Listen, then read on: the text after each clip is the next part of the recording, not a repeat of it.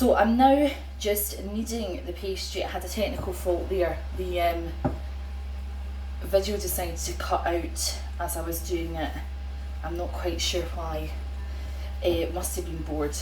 So I've added the water and now I'm gently kneading. Again, this is a very important stage.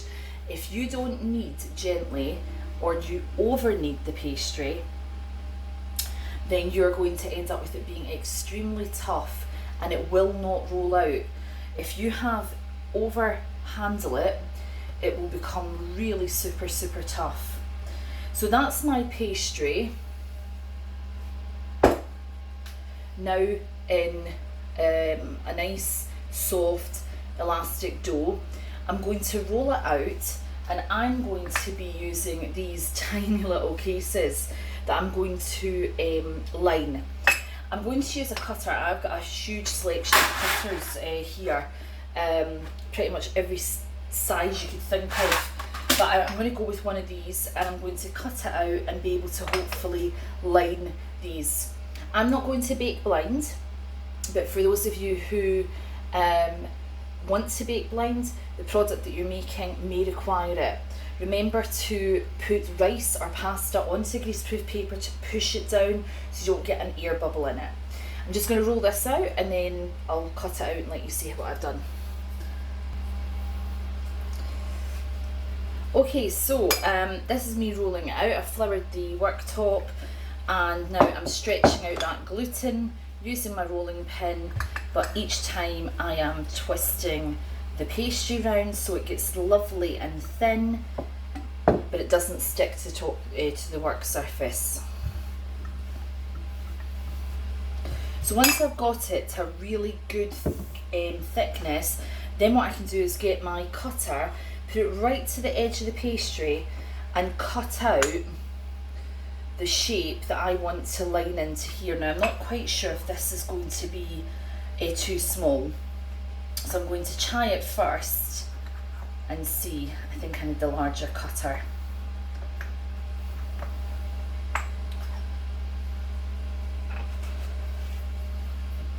So I'm going to line each of these little cases that I have. These are almost like canopies rather than sort of a full-blown individual quiche. So they're quite good for sort of if you were having a party or something. That's much better sizing. So that I've got it like this. And then what I've got is I've got a filling of, I've cooked some onions that I'm going to put in them.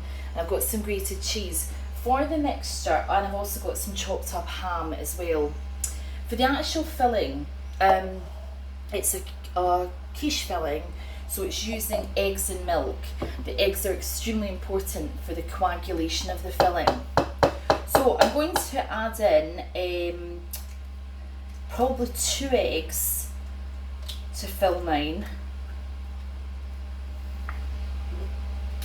And I'm just going to gauge how well I think it's working in terms of the amount of filling that I have. So I'm going to whisk this up, I'm going to add in the filling, and I'll show you the next stage. I'll bring the camera around. Okay, so I have now filled all of these with their pastry, pushing it down, and then what I've added in is I've fried off some very finely diced onions, and I've added some chopped ham to this, and then I'm going to add some grated cheese to it as well, which will help with the caramelisation. The baking blind should be done if you're worried about the base of the pastry not cooking. That's quite frequent in certain very liquid fillings, so check your recipe. I've always found with quiche that I've never really needed to bake it blind, but it is worth checking. So the actual coagulated filling then, eggs in here with milk, even better if it was with some cream. Whisk up, breaking up the egg yolks and the egg white. Again, I'm using free range wherever possible. The quality of the egg is far better. Lovely bright orange yolks on them taste better and better conditions for the actual chickens.